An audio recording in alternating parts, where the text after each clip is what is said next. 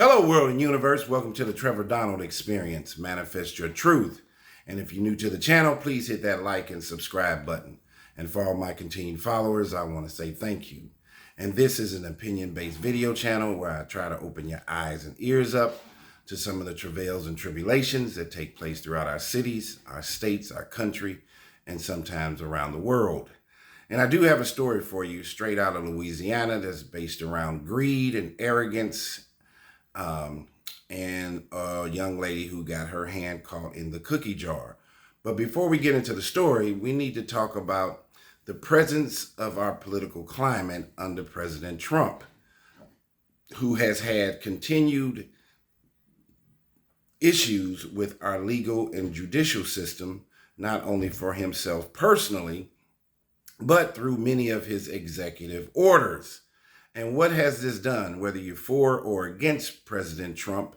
I think it has heightened our interest, our learning in the law, both federally and from a state standpoint.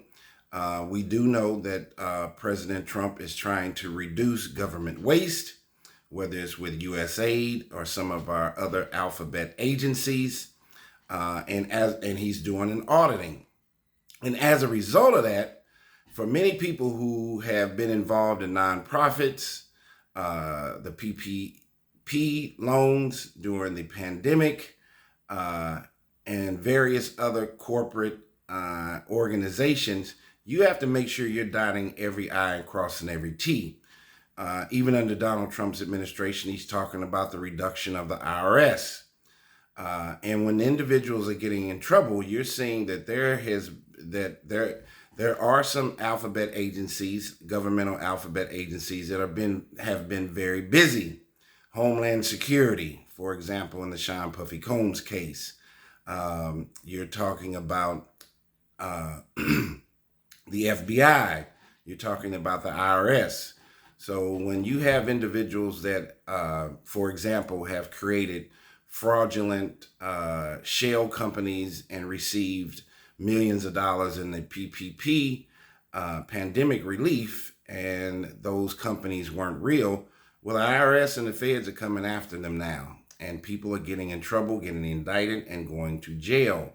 You also have to remember that President Trump talked about this huge Medicaid cut, where 11.8 million people are going to be on the opposite side of receiving those state benefits. You're talking about medical coverage for low income, for poor individuals, or for someone who's out of work for a period of time. Medicaid, as a taxpayer funded supplier for people who are uninsured and uncovered. Well, President Trump is talking about cutting that. Almost 12 million people, trying to save over $1 trillion. That is going to have a major effect on our low income and middle class individuals. And they are the heartbeat of America. Our American dream is slowly turning into an American nightmare. Also, so you have people with fake, that had fake PPP shell companies. You had BLM, Black Lives Matter, who raised over $90 million during the Mike Brown, the George Floyd era, and the $90 million is gone. And allegedly, the founders of BLM bought multi-million-dollar houses all the way from California to Atlanta. That puts a sore eye and a dark spot on nonprofits. And so for individuals who think that you can remain in the dark and create illegal schemes, well, under this President Donald Trump's administration, with all these heightened emotions, even this racial banter, you better stop doing anything illegal, especially under a nonprofit. If you're committing Medicare or Medicaid fraud, you're going to be in trouble. One thing about this administration, it has put an optical microscope on everything that not only our government is doing, but what individuals are doing personally. And just when you think that you've been getting away with this forever, under this administration, there are eyes wide open, not wide shut. And if you have your hand in the cookie jar of criminality, that day may come to an end, and you will have multiple agencies coming after you. There is this vestige of arrogance and greed and chasing the bag by any means necessary, and not understanding the choices and consequences that come from those choices can end you up in jail. So let's get into which relates to Trump talking about cutting Medicaid, which a large number of individuals have as their health insurance. There's going to be a trickle down effect, and there are going to be people that are going to be losing their Medicaid benefits here in the next few years.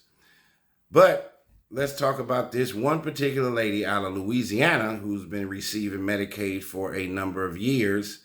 And she has gotten her hand caught in the illegal cookie jar as a result. And looks like she might be going to prison. This situation is surrounded around greed, arrogance, and hubris. And has turned this into her greed, arrogance, and hubris. This young lady I'm going to tell you about out of Louisiana, her greed, arrogance, and hubris has turned into a dystopian nightmare. So this young lady who thought that she could get away with receiving Medicaid benefits and making millions of dollars and even buying and owning a Lamborghini has come to an end. So let's go. A woman accused of buying a Lamborghini and getting plastic surgery with Medicaid fraud funds. A woman dubbed the Medicaid millionaire from Slidell has been arrested after officials say she lied about her income to get Medicaid, which allegedly paid for luxury vehicles and plastic surgery. Candace M. Taylor, 35 years old, this is a young person, 35, was arrested on Monday, July 28th in connection with a government benefits fraud scheme. Louisiana Attorney General Liz Muriel said in a news release. Taylor's arrest comes after someone with the state's Department of Health filed a complaint with the Louisiana Bureau of Investigations. Now listen to these organizations that are going after her. The Attorney General's office said. So the Louisiana Bureau of Investigation and the state's attorney's office is going after this young lady. 35 years old. You're not smarter than the system. No matter how many days, weeks, months, and years you think you have gotten away with this, when you are using state and federal money and not using it in the appropriate, positive way, you're going to get caught. And I'm telling you, in this administration, not only is President Donald Trump going after and auditing government waste in many of the governmental agencies, he's going after individuals, corporations, and nonprofits also. She allegedly spent the money between 2021 to 2024, according to the Attorney General's office. So over this 3-year period, she was booked on July 28th into the East Baton Rouge Parish prison, and the investigation is ongoing. As of Thursday, July 31st, it is unclear whether Taylor retained a defense attorney. According to Muriel's announcement of the charges, Miss Taylor allegedly, now listen to the story, made a $100,000 wire transfer to Tactical Fleet. Now this is an electronic technological footprint. She made a $100,000 wire transfer to Tactical Fleet, an exotic car dealership, multiple six-figure withdrawals via cashier's checks to pay for personal property purchases. She had cosmetic surgery, plastic surgery, high-end jewelry, and luxury services, saying that she made $45,086.65 in vehicle payments.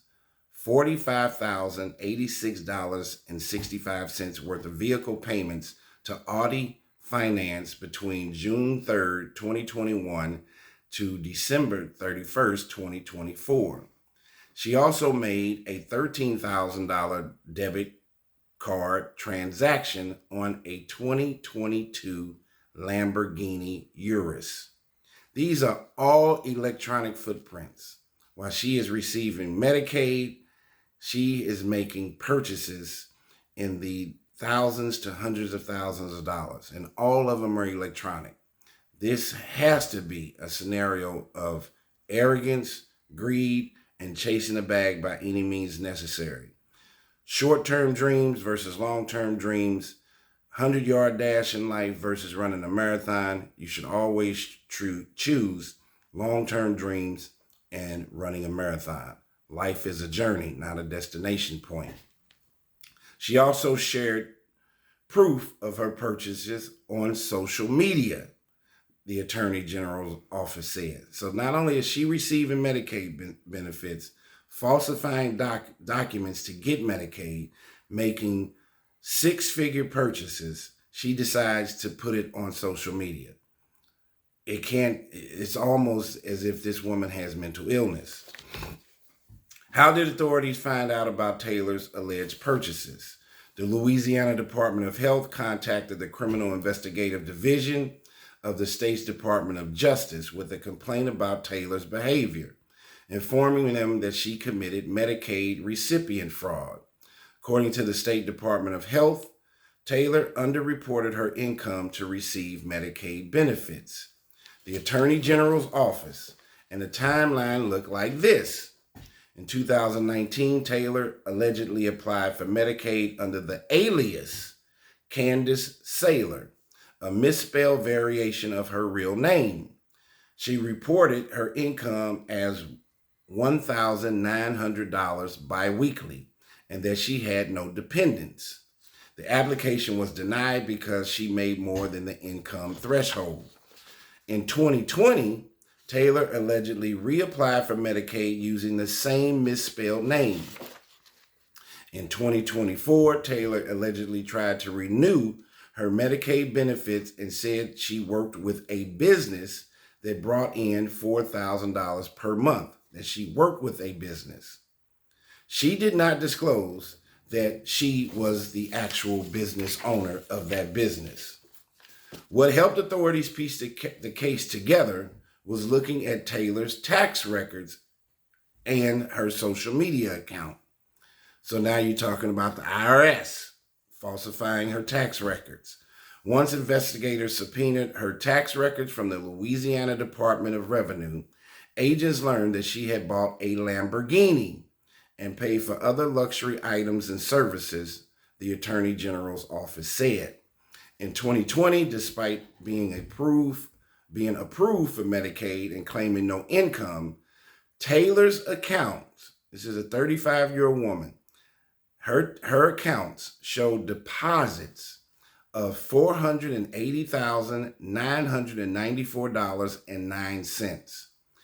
And over $325,000 of that came from her businesses, the Attorney General's office said. They also said, and I want you all to listen to this because this is about arrogance, greed, and stupidity.